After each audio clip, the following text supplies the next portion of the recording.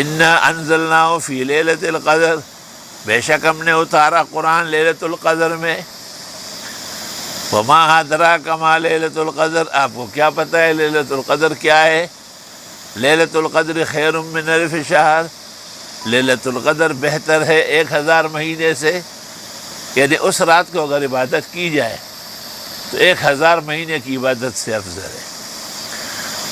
لیلۃ القدر جس کو فارسی میں کہتے ہیں شب قدر، مولانا روم کہتے ہیں خواجہ چجوئی یوز شب قدر نشانی، خواجہ چجوئی شب قدر نشانی، کیا شب قدر ڈھونڈنا چاہتے ہو؟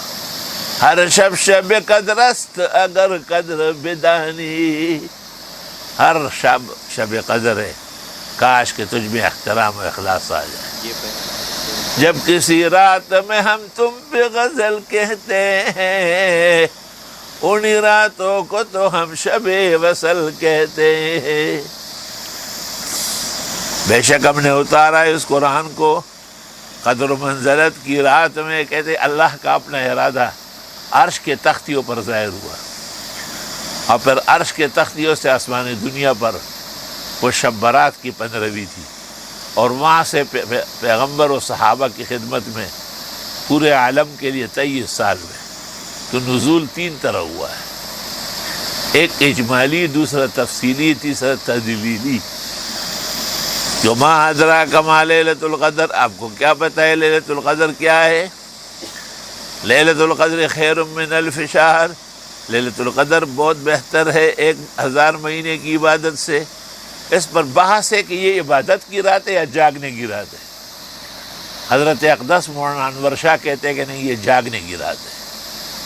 ثمرہ اختلاف یہ ہے کہ ایک تو شارع علیہ السلام نے کوئی عبادت متعین ہی نہیں کی، دوسرا یہ کہ اگر آدمی مغرب سے لے کے صبح صادق تک جاگتا رہے، دعائیں مانگتا رہے، وہ عابد زاہد ہی سمجھا جائے گا شب قدر کا۔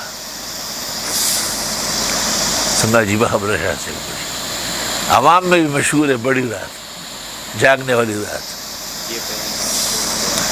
بے شک ہم نے اتارا اس قرآن کو لیلۃ القدر میں، آپ کو کیا پتہ لیلۃ القدر کیا ہے؟ لیلۃ القدر تو بہتر ہے 1000 مہینے سے۔ کہتے ہیں پیغمبر مرسل کی خدمت میں ایک شخص کا ذکر ہوا تھا جس نے ایک دریا کے کنارے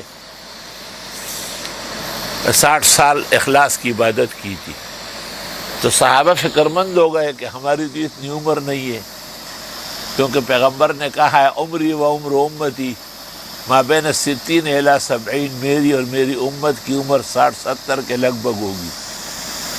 تو اللہ نے ایسی رات نصیب کی کہ جس کی ایک عبادت 83 سال سے زیادہ ہے۔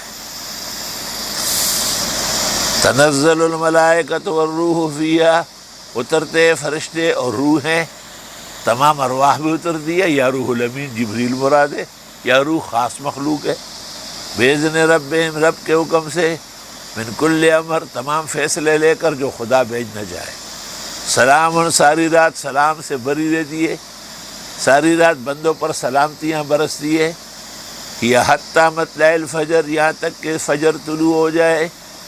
فجر طلوع ہو جائے تو ایک نئے نظام کا آغاز ہوگا، اور فجر جب تک طلوع نہیں ہے تو لیلۃ القدر اور شب قدر اور تجلی قدر اور احسانات قدر اور سب چیزیں اس پہ نازل ہو۔